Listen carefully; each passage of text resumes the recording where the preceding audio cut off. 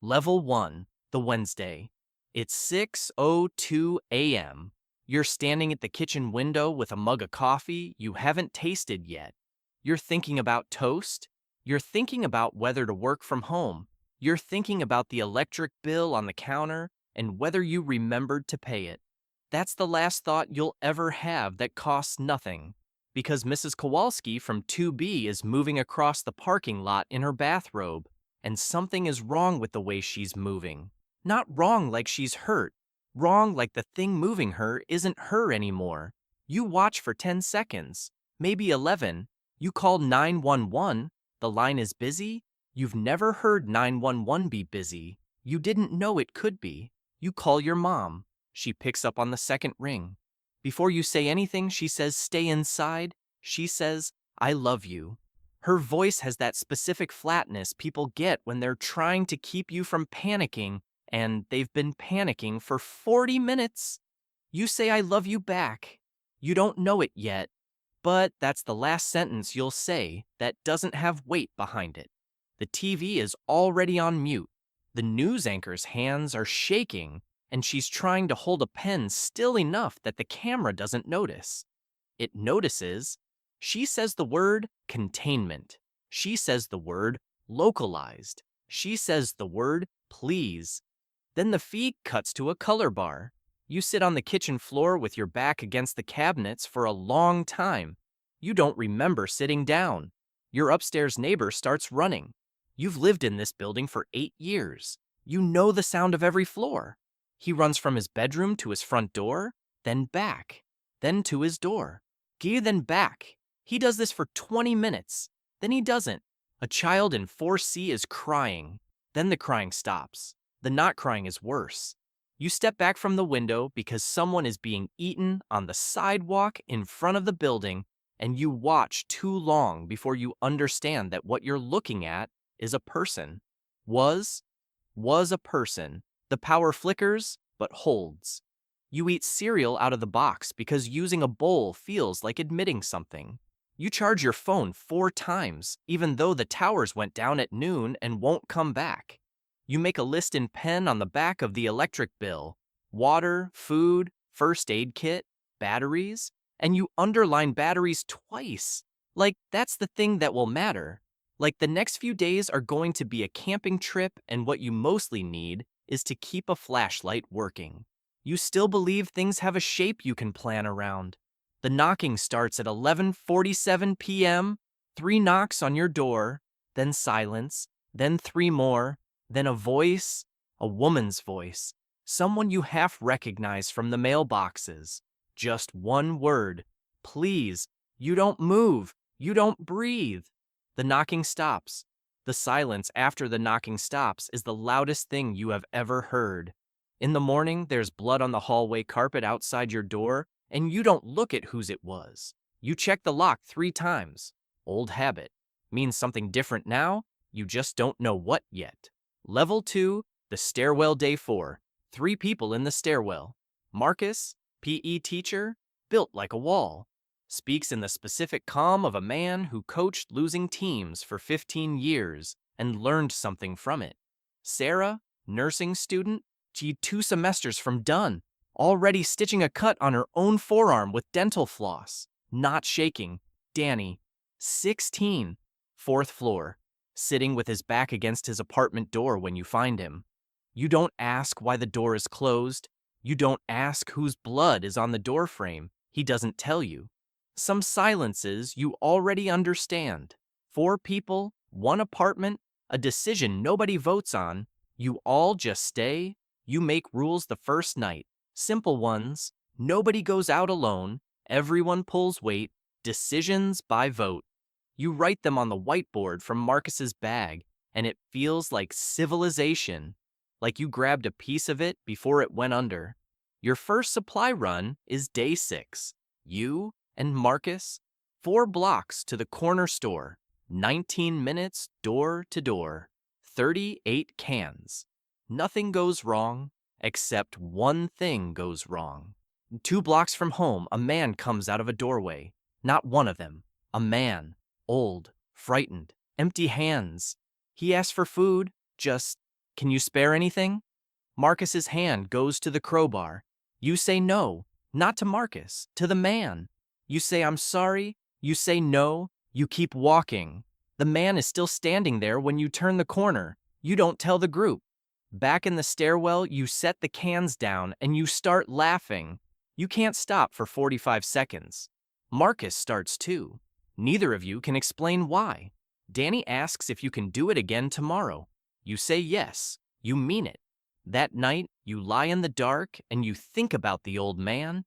You think about him for a long time. Then you stop. Level 3, Lisbon.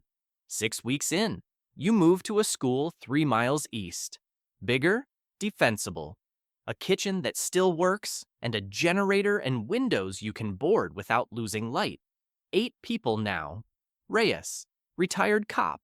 Quiet in the way that means he's already noticed everything you haven't. And Priya, 7 months pregnant when this started. Now very close to 8. You don't vote on a leader. The word feels like too much, like admitting the old world isn't coming back. But people have started coming to you in the hallway, quietly. What do you think about the East Wing? You give answers. The answers get followed. You tell yourself, that's not the same thing. Danny talks now, not a lot. Enough. Priya's baby comes 5 weeks early on a Thursday night. The school smells like old floor wax and something underneath it you've never been able to name. Sarah does everything that can be done with what she has, which is less than half of what she needs. You sit with Priya for 4 hours.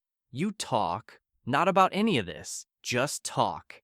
She tells you about Lisbon, a trip she took before. The kind of city where the streets go uphill in every direction, and you're always slightly lost, and somehow that's fine. A restaurant near the water where the bread came in a clay pot, and the waiter called everyone meu amor. The baby lives. Priya doesn't. You bury her in the school garden on a Friday morning. You put her name on a piece of painted wood, and you plan it straight. That night, Danny asks you if it gets easier. You tell him yes. On the walk back to your room, you realize you don't know yet if that's true. You also realize something else. You realize you didn't pause. Level 4, the math month 4. 12 people. Supplies for 7. For 3 weeks before the number becomes a crisis, rationing can't solve. There's a distribution center 6 miles out. One of the big ones, enough food to last a year if you can move it. 2 problems. The route runs through a corridor that floods with the dead every 48 hours like clockwork. And the center is already occupied. 8 people, armed, settled in. They've been there long enough to think of it as theirs. You try negotiating first. You and Marcus. 3 hours, a table with a candle on it, a man across from you smiling like a man who knows he's already won. They'll trade. Food for labor, their terms, rotating indefinitely. The terms don't work, and they know it, and you know it, and everyone in that room understands that the negotiation is theater. You come back to the school. You sit in a supply closet you've started using as an office, a desk, a map, a battery lamp, and you look at the routes. There's another way to get the food. You don't bring it to a vote. You tell Marcus only. He looks at you for a long time. You sure? He says. Yes, you say. You left before the others woke up. You were back before breakfast. You washed your hands at the courtyard tap. The water was cold. That's all. The distribution center is yours now. The food lasts 7 months. You don't sleep well for a while. Then you sleep fine. You notice you're sleeping fine. You file that away and don't open it again. Level 5. The gate month 8. A real wall. 23 people inside it.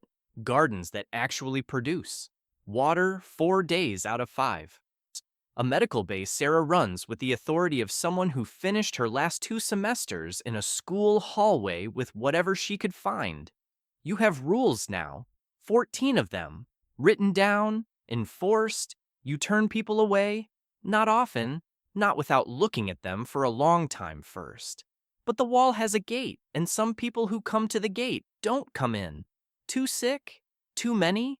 Something you can't name that you read in the first 30 seconds. You've learned to trust the 30 seconds. A family comes on a Tuesday in month 9. Mother, father, 2 kids. The father is bitten.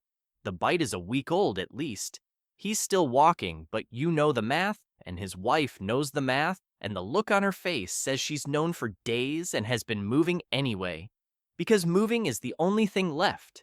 She asks if you'll take the children. You look at the kids, 7 and 4. The 4-year-old is holding a stuffed rabbit with one ear missing. You open the gate, the children come in, you close the gate. The woman stands on the other side, not crying, not arguing, just standing the way people stand when there's nothing left to do with their body. She stands there until she doesn't anymore. You go back inside, you add 2 names to the wall registry. The rabbit goes in the medical bay because that's where the 4-year-old wants it. You never learned the mother's name. You didn't ask. Level 6, the field month 11. There's one night that's not in the community log. A scout reports a man in the tree line. 3 nights running, not moving, just watching. The kind of watching that has a purpose. On the 4th night, you go out, 2 men with you. You tell them to wait in the brush. The stranger has a backpack. Inside it, food, a hand radio almost fully charged, and maps. Your wall on the maps. Approach routes drawn in. Patrol gaps circled. Entry points marked with small, neat X's. He isn't there by accident. You think about the distribution center and the vote you didn't take. You think about Priya's name on a piece of painted wood in the garden, and a 4-year-old with a rabbit. You realize you already made this decision months ago. You just hadn't done it yet. You make it now. You buried the backpack. You told your 2 men the scout was mistaken. You came back through the east gate. 3 people in the world know what happened out there. One of them is you. You've stopped dreaming. You notice this the way you notice weather, as information, and not as something that means anything. You used to dream every night, and now you sleep and wake, and there's nothing in between. Just time passing in the dark, a kind of rest that isn't quite rest, but isn't quite anything else either. You note it. You move on. Level 7, the look month 14. A new group makes contact. 20 people, moving for 3 months looking for somewhere permanent. Their leader is a woman named Thea, sharp. The specific wariness of someone who has survived long enough to make it a method. She meets you outside the gate. She looks at you the way you've learned to look at strangers. You watch her doing it. You see the exact moment she finishes. Her eyes go to your hands, then to Marcus, then to the wall, then back to your face. Something shifts in the way she holds herself, not fear. Something more calibrated than fear, a recalculation. She still wants to negotiate. She's pragmatic enough to deal with someone she's decided is dangerous. After she goes back to her group, Marcus says, "She was scared of you." You think about when that happened. Not the moment. You can't find the moment. It didn't arrive in one decision. It accumulated. An old man in a doorway, a field, a gate closing on a Tuesday. Thea's group joins the wall. She integrates well, useful. She never brings it up. But she watches you. The same way you watch the stranger in the stairwell on day 4. Reading the 30 seconds, filing the information. You recognize the look. You're the thing she's filing. Level 8, the mirror. Month 18. 41 people inside the wall. A community. A real one. The kind that has morning arguments about the garden rotation and kids who were born here and don't know there was anything else. Danny is 19. He trains the new ones. Patient, specific.